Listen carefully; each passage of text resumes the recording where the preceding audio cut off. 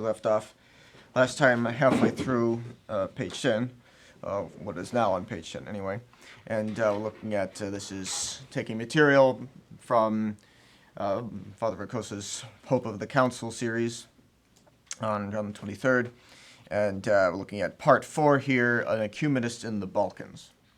So that is precisely the role that Roncalli fulfilled for all those years listed there. So we are skipping ahead somewhat here. Of course, there's always more we could cover. When we get to the end of this, don't imagine that we have covered everything that there is to cover about John the 23rd, even prior to his own election or his supposed papacy thereafter. We haven't even covered everything that Father Vercosa puts in his series, much less everything that the definitive biography on Roncalli has to say. So, it's actually very good, as we've said before. It's actually very well written, very well researched, and is in that sense an excellent biographical work. You just have to be inoculated to the fact that the man is the author of it is an apostate priest who likes the Vatican II and saw it and took advantage of it to get himself out of the priesthood, as many others apostatized at the same time. Many thousands of others. So you have to be inoculated to that. But if you can, when you get to that point, and you need to do research on the 23rd, that it's actually a very good source of information for that. So at the death of Benedict XV, now skipping ahead some years, of course, to 1922, the year in which Benedict XV died and Pius XI was elected, Bishop Roncalli was national president of the Pontifical Work for the Propagation of the Faith at Rome. The election of Pius XI on February 6, 1922, did not cause any notable change in his situation. The choice of Cardinal Gasparri as Secretary of State was an indication of continuity between the pontificates of Benedict XV and Pius XI. So we've talked before about the fact that this election was due to swing back towards the intransigence. That pattern was well established, well recognized by this point, had been in place for a century or more clearly in place. It started out less dramatic and became more and more pronounced, but it had been in place since the 18th century at this point. So that was a well-known pattern that at this point, according to which at this point, there should be a hardline pope elected. And so that means someone like Cardinal Mary del Val, either he himself or someone like him, be elected. It was there. This election, this conclave was due to do that, was on track to doing that. But that did not turn out to be the case. Instead, we had the election of Cardinal Ratti, who we saw more in detail last year, but that he was really neither nor. He was a librarian. He did a great deal of scholarly work and did a lot of work in various different libraries, but really had nothing to do with, I think he was certainly no modernist himself, but did not enter into the arena, we might say, during the time of St. Pius X's dealing with modernism. He was just not involved. He was not in the picture. Again, there were many prominent figures at that time. Not everybody who came to prominence later was prominent at that point. So many were, certainly, but not all of them. And Ratti was not one of those who was so prominent at that time. So he was really neither nor. He was seen as an acceptable compromise candidate by both sides. He was inoffensive to both parties. So he was the one elected in 1922 instead. And clearly, as we've seen from having studied Cardinal Pacelli's, future Cardinal Pacelli's dealings with him in the 1930s, 20s and 30s, that clearly Ratti, Pius XI, was personally of a hardline inclination.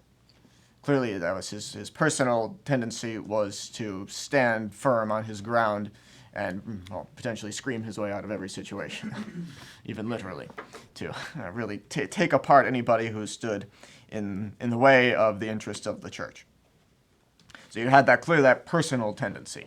But also at the same time, yes, he signaled right from the start continuity of the policies of Benedict XV, keeping Cardinal Gasparri as Secretary of State, whom he would later dismiss, of course, and put Cardinal Pacelli in his place. But right from the start, he puts in Cardinal Gasparri, which was not a good sign for those who were of a hardline tendency themselves, who were of a hardline, who were of that mind themselves. So Roncalli himself would learn what was expected in becoming, and in this way he was, unlike Montini, a fervent partisan of the conciliation in which he saw the realization of the dreams of his advisors, Giuseppe Toniolo, Bishop Bonomelli, and Cardinal Ferrari. So Montini was not in favor of, in other words, of a reconciliation with fascist Italy. The reason being, he was a communist. He was a leftist. Montini was certainly a leftist. He was no conservative. And we'll see that, in what time we have to cover Montini, we'll see that he was not exactly a conservative in any sense. But the reason that he was against a reconciliation with the leftists running Italy was because he was of a different school of leftism. He was a different kind of leftist. So he was not in favor of coming to an agreement with Mussolini's Italy. Roncalli was. The cardinals, he had been in with those who were in favor of it from early on.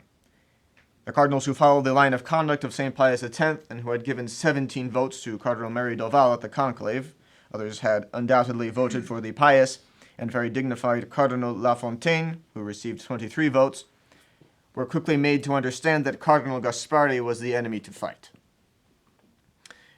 When they realized that no one would obtain the 36 votes necessary to be elected, Cardinals Delay and Mary Doval had opted for Cardinal Ratti on the condition that he would not confirm Gasparri, himself a candidate of the Progressives with 24 votes, in the office of Secretary of State.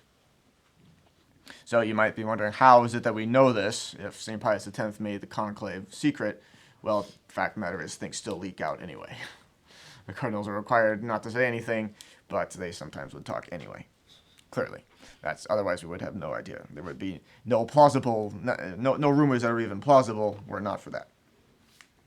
So, the future Pius XI, according to what he himself reported to Gasparri, not only did not accept the condition, but declared that it was his intention to confirm him in that office.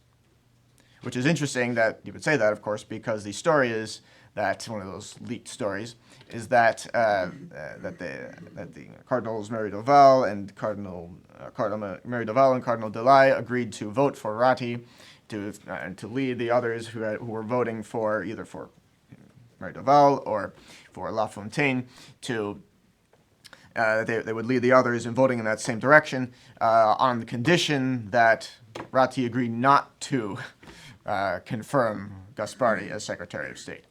And the story is that Ratti agreed, but then afterwards said, well, that's a promise made in a conclave, and all of that is null and void afterwards, which was apparently true by law. So that's the story. But Pius XI himself, Ratti himself, says, no, I never agreed to that. I intended to confirm Gasparri from the beginning. All things considered, a minor point, but definitely of interest. So in any case, Pius XI does confirm Cardinal Gasparri, no question of that. Cardinal Delay's only hope was that an intervention of Providence would remedy the disastrous choice of the Pope, Pius XI, by calling the designated one, Gasparri, to himself. So that was something at the time you could, even as late as this, late as the early 1920s, certainly you could hope that somebody would just die, because that was not at all unheard of. People died rather suddenly. Of course, people still die suddenly, but it was a significantly more common phenomenon, even as late as this, that people would die suddenly. So Gasparri had noted in his memoirs, things have gone somewhat differently because the Holy Father took Cardinal Gasparri as his Secretary of State, and divine Providence called to himself not the Secretary, but the Cardinal Prophet, Delay, and a little after, Cardinal Mary Delval, his associate. So Spadolini, this particular author quoted by Father Vercosa, comments, here is all Gasparri's satisfaction in inserting his two rivals in the memento for the dead, to have them buried practically at the same time. So everything was going in the right along the lines that Gaspari wanted, who had been Benedict XV's Secretary of State, was definitely of the soft-lined faction, as we can call it. So Father Ricosa does point out here that the reader must not think that we are wandering off the track and recounting the scarcely edifying rivalries of cardinals. It's true, that's not exactly edifying, but this is very much to the point. It is essentially a question of whether the infiltration of the enemy into the church was stopped or not, as the following will demonstrate only too quickly. Nevertheless, Roncalli was no longer a protagonist on the stage of history, but a simple walk-on. So all of this is happening. Roncalli is not center stage in all of it. Rather than creating events, he followed them in this practically unchanged atmosphere in which Gaspari, who succeeded himself as Secretary of State in succeeding pontificates. He divided his time between, that is, Roncalli, divided his time between the propagation of the faith and the Lateran when all of a sudden an unexpected nomination. And the propagation of the faith is sometimes also called the propaganda fide.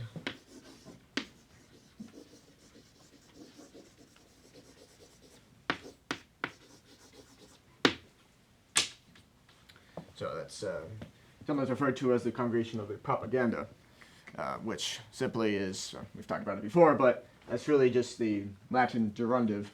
It's really it's usually abbreviated to this, but the congregation concerning the propagation of the faith, meaning concerning literally the faith to be propagated.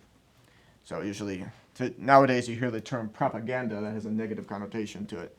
Not necessarily, but most often it does.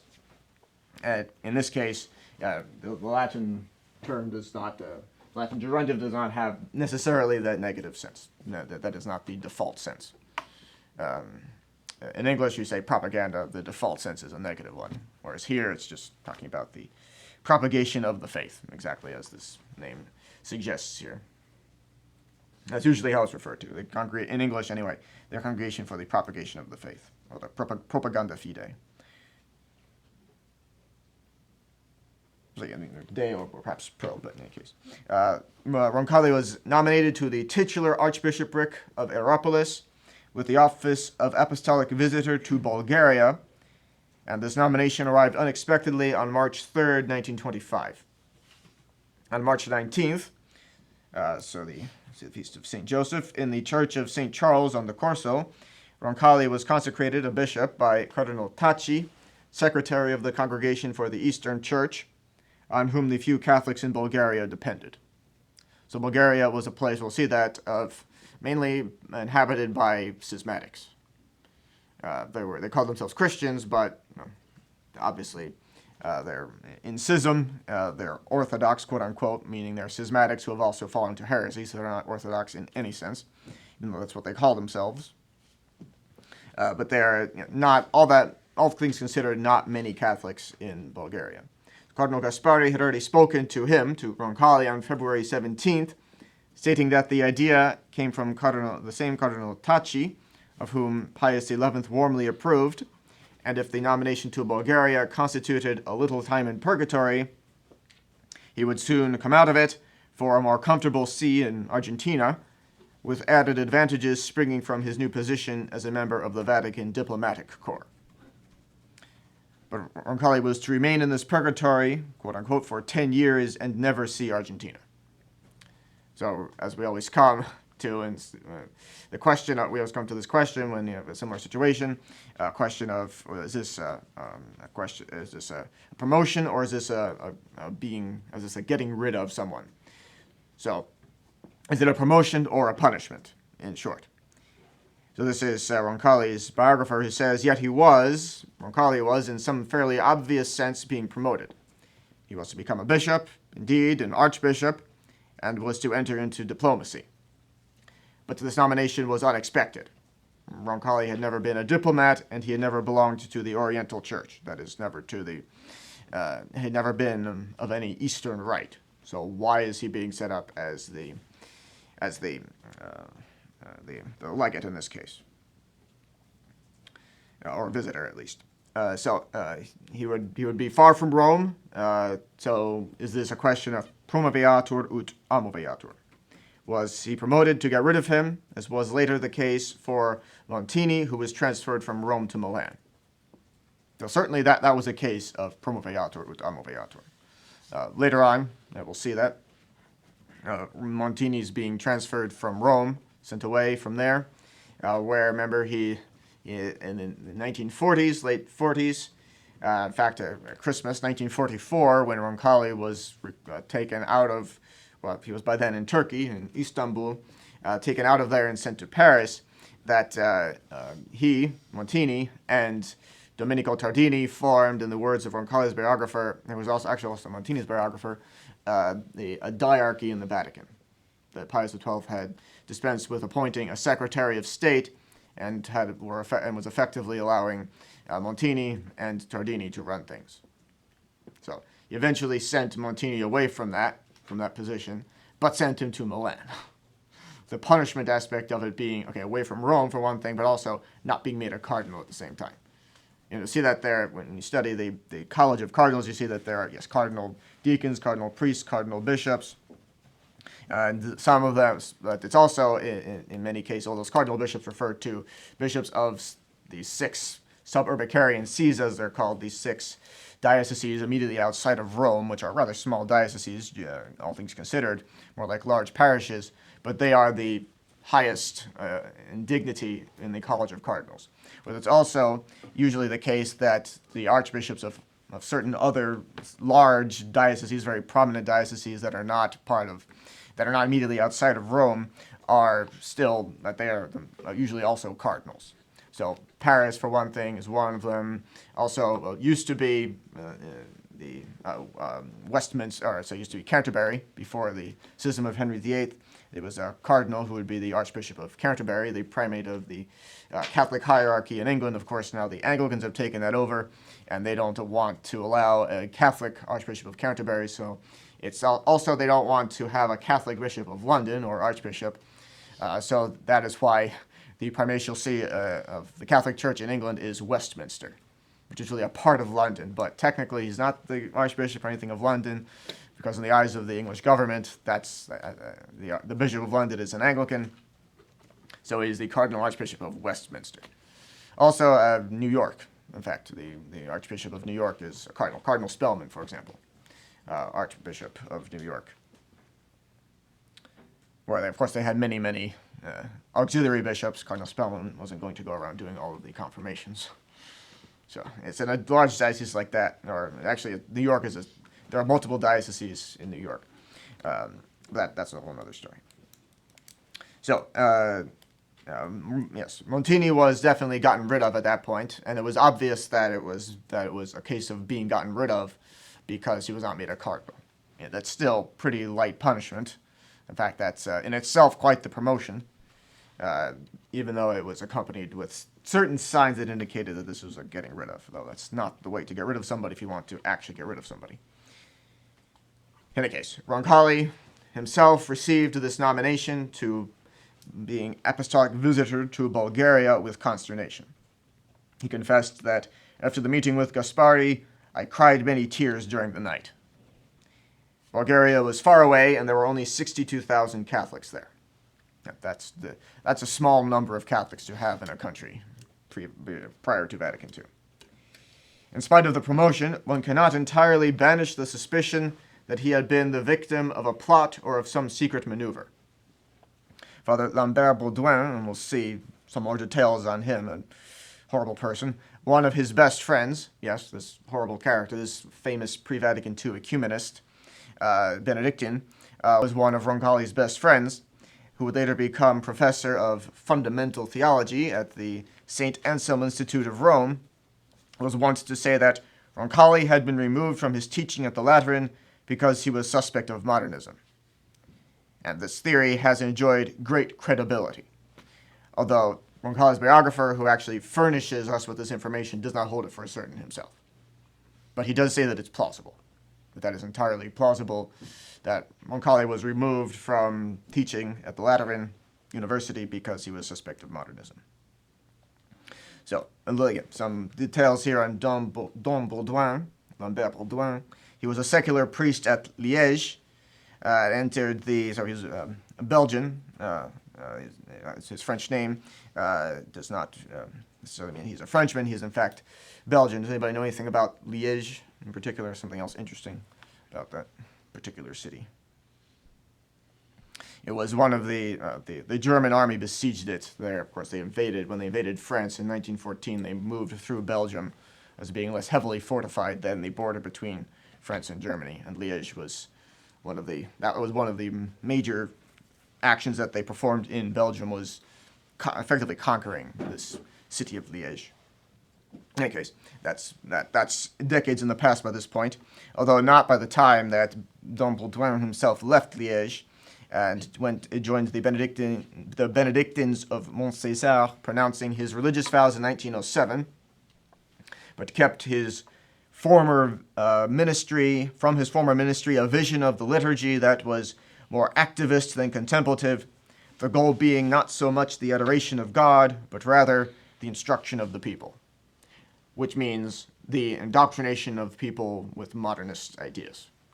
In that the modernists, as we saw, as you're currently seeing in the Modern Errors course, after St. Pius X exposed their agenda, they changed tactics to a great extent. They changed tactics, they started doing things differently, and one of the areas to which they went was that of the sacred liturgy. Because they realized that, okay, they saw that with the reign of St. Pius X, we cannot say what we actually think.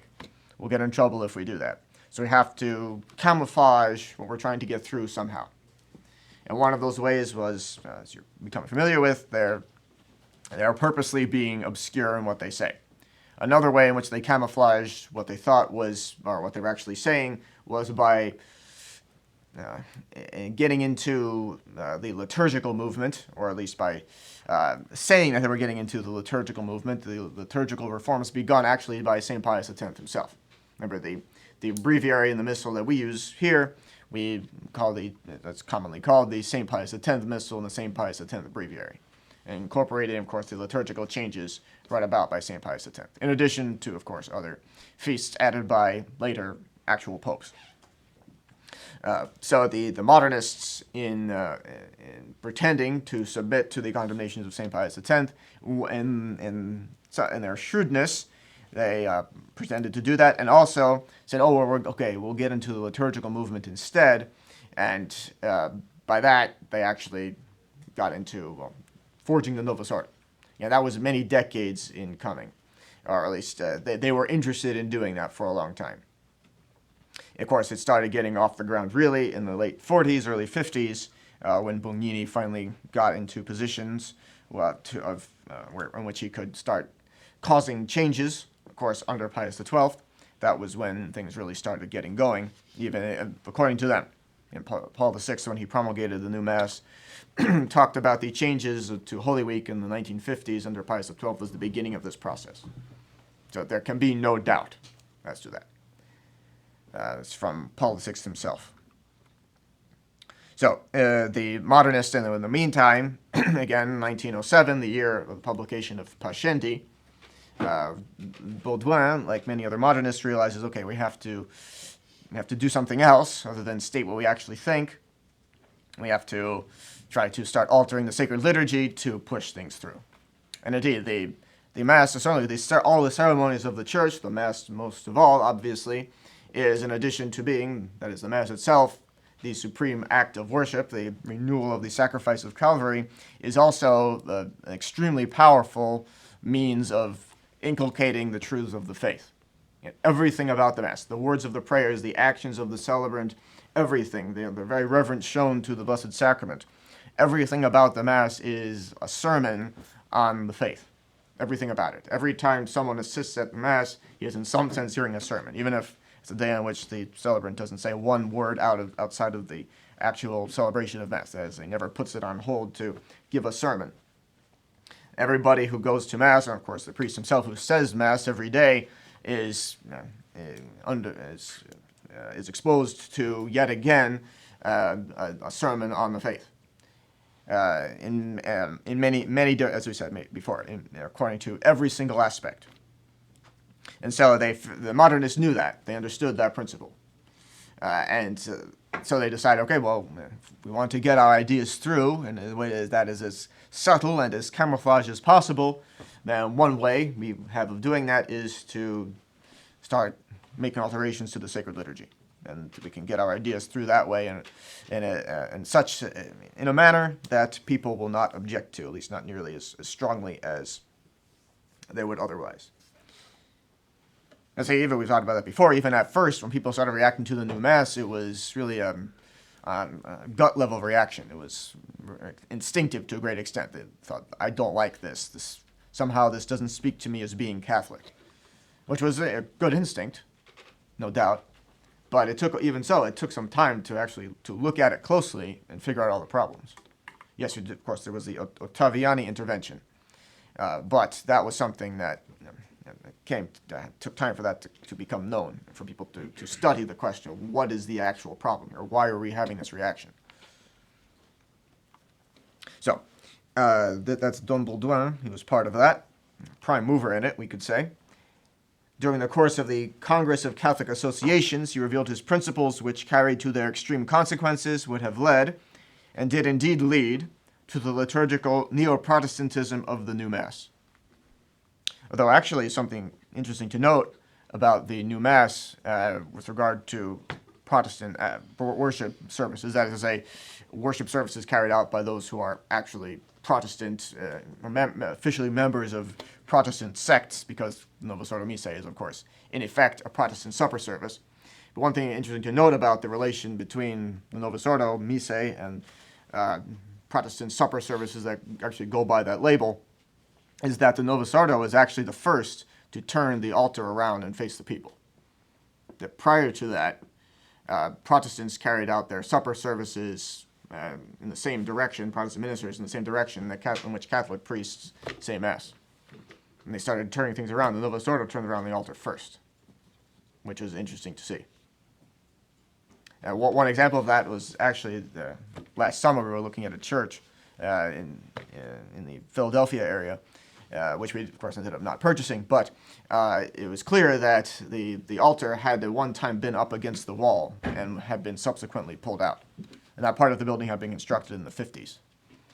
So it was only in the 60s, or perhaps even maybe a bit later, probably didn't all happen at once, but it was actually an imitation of the Novus Ordo, in other words, that Protestants started facing the people, not the other way around. You naturally think it's the other way around, but it's not. You naturally think the Novus Ordo would do that in imitation of Protestantism, but it's switched. The places are actually switched. So, he had been encouraged on this occasion, that is, Baudouin had been encouraged by Cardinal Mercier, his name comes up again, the same one who judged Roman theology impossible. Therefore, you have to combine St. Thomas and Immanuel Kant. Good luck with that. Roncalli had known and admired Bishop Mercier since 1906. Remember, somebody in Rodini Tedeschi's circle of friends. Baudouin and Roncalli were thus arm in arm even before meeting each other. So you see, here, if there's somebody who's a leftist, Roncalli is friends with him. A leftist in any sense. Roncalli is friends with him. Yeah, Montini, yes. They had certain divergences, but he was friends with Montini, who was an ecclesiastical and political leftist. So until World War I, our monk propagated his fundamental principle, namely, to make liturgy before all a means of apostolate, to bend the liturgy to the exigencies of the apostolate. That is the point of the drama. That's code for use it to propagate modernism. That is the point of his drama. The vicissitudes of war obliged Baudouin to seek refuge in England. So something to understand is that Belgium and England were always very closely aligned. In fact, England saw Belgium as practically a colony of its own on the continent. It was always very protective of Belgium. And it was, in fact, the reason why England got involved in the First World War to begin with. They were very definitely iffy on it. The French were always trying to get the British government to commit to a war should a war break out with Germany, and the British were always very non-committal about it. It's also, for one thing, that's just how the British tend to do things. They'd rather not commit to something like that. They'd rather just have an understanding, which they certainly had. But still, they were unwilling to commit for that reason, but also because they didn't particularly want to go to war with Germany. Remember, their preference was just to have a balance of power on the continent, so things could just remain calm and even, and they can exert influence where they will, and things will remain stable. But it was when the Germans invaded, not just walked through Belgium, they were, in fact, in principle, wouldn't have been too badly bothered by that, at the very least, we could say. Might be going a little far to say they would have been fine with that, but they would have at least not been too badly bothered by it. Certainly not to the point of declaring war on Germany if the Germans had simply walked through. Say that we have to fight this war with France, we have no choice, and we need to move through Belgium to get to France. That's the best way for us to do that. If they had just walked through, jumped over the fence in someone's backyard, so to speak, the British may not have been too bothered by it. But it was when they conquered Belgium that the British said, well, we have to get involved here. We cannot fail. If we fail to get involved, then we really fail in our responsibilities towards, effectively, our younger brothers in Belgium. So Baudouin could easily find refuge in England during the war because that was the reason why England had entered the war to begin with, was to defend Belgium. There, capital fact, so very importantly, he made friends with a good number of Anglican personalities. The War of 1914 to 1918, having been over for a time, Baudouin put his acquaintance with heretics to profit. Between 1921 and 1925, note the dates, he became Roncalli's friend in 1924. Dom Baudouin participated in the Malines Conversations. So not to be confused with the Malines Congress, which took place in the 1860s, which was another gathering of liberals. This is something else entirely, the Malines Conversations taking place in the following century, less than 100 years later, but the following century, several decades later, involving Dom Baudouin, which, while informal, were veritable ecumenical encounters between Cardinal Mercier and Lord Halifax, who belonged to the High Anglican Church. So, as Dom Baudouin was involved in all of these conversations, was involved these Malines Conversations, which saw these ecumenical encounters between Cardinal Mercier and Lord Halifax. So, Dom Baudouin, a theologian of Cardinal Mercier, had prepared a report for these conversations on the Anglican Church United, but not reabsorbed, wherein he revealed his more than doubtful ideas about ecumenism. So this sounds very much like Vatican II ecclesiology. United, but not reabsorbed. Sounds like partial communion. And that is not by accident. There's also Father Bouillet, Louis Bouillet, a Lutheran minister, converted. That's Father Ricosa puts that question mark there. It's highly doubtful that this was actually a true conversion. In any case, he became, at least in name, a Catholic, but converted in that whatever sense. We might mean that, whether strictly speaking or only very loosely, by Dom Baudouin, who considered him his son and disciple, wrote a report containing grave errors to treat the Anglican Church, quote-unquote, a schismatic sect, in the same way as an Oriental patriarchate, by allowing them to keep their Protestant liturgy and discipline, and absorbing the Catholic Church in England into it, by means of the removal of her bishops from office. Because Father Bouillet's idea was to, and he is also a prominent name in the liturgical movement, his idea was that, the Anglican Church is the part of, in effect, very much in line with the Vatican II ecclesiology, that this is part of the Church of Christ, perhaps not perfectly united, so impartial communion, or something along those lines. Probably wouldn't have used that term at this time. That would have been very, very risky. Even after the reign of St. Pius X, that would still been a risky thing to do. Probably didn't use those exact terms, but saying in effect that the Anglican sect has partial communion with the Church of Christ, and that should be treated as the same way that by the Catholic Church in the same way that an Oriental patriarchate is treated. So, talking about Eastern rites, permitted to retain their own rites, their own liturgical practices, as long as they're, of course, have been inspected and are valid, and of course contain nothing contrary to faith. The Church can permit that, of course. In fact, it's even happened that popes have actually celebrated masses according to different rites previously, according to some Eastern rites, as a way of stating that the Pope, of course, has the plenitude of jurisdiction over the entire Church. Whatever permissions might be granted in some areas, those areas are still, therefore, or necessarily, still, of course, its members are members of the Catholic Church. The members of those groups are still, first and foremost, members of the Catholic Church. And they are still submitted to the Pope just as much as Catholics living in the city of Rome itself. But Bouillet's idea is that the Anglicans should be treated similarly, that they should be allowed to keep their invalid rites, their sacrilegious rites, which have always been condemned. The Book of Common Prayer was condemned since practically the day it was first published. And then also wants, not only for the Anglicans just to be recognized as they are, but actually that to get rid of Catholic bishops in England and replace them with Anglicans. That's Bouillet. The Malines conversations were interrupted in 1926 by an intervention of Pius XI. And the Anglicans, who always remembered them with nostalgia, set the Belgian twosome, so this duo of Mercier and Baudouin, both of them Belgians, set the Belgian twosome and their ecumenical method against that of Pope Pius XI. So in other words, they found favor with the Anglicans, whereas Pius XI was despised, possibly as strong, disliked as so strongly as to be called despised by the Anglicans for this. Nevertheless, Baudouin did not give up, and in 1925, when Roncalli went to Bulgaria, he embarked on the road of ecumenism with the Orthodox, quote-unquote, schismatics, forming a monastery of union, first at Amé-sur-Meuse, and then at Chevetogna, where the monks adopted the Oriental liturgy in order that Catholicism not be confused with Latinism, whatever that's supposed to mean.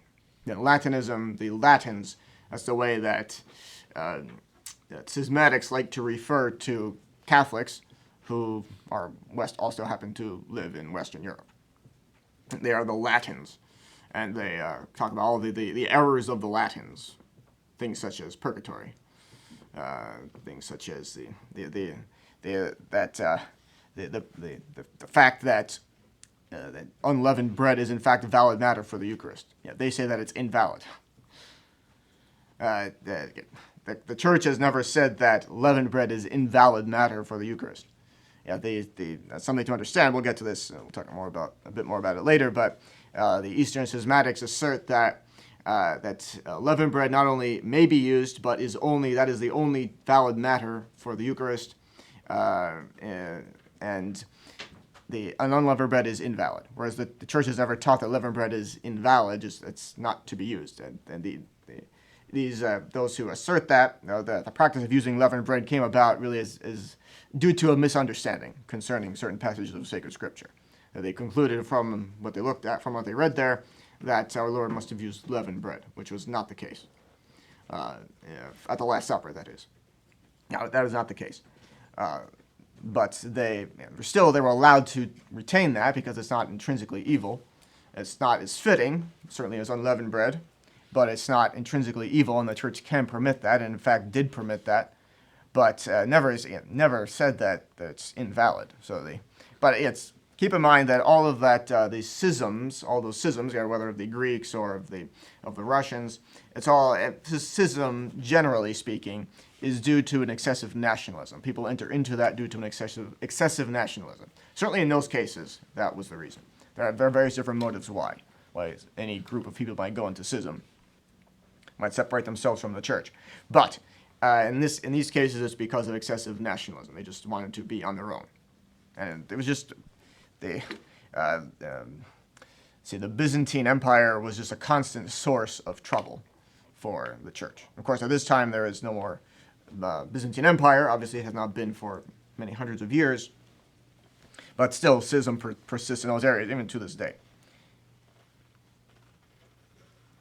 So, among the means were attention given to the rapprochement between the Orthodox and the Anglicans, generous hospitality accorded to those who, Catholic or not, are interested in the question, etc.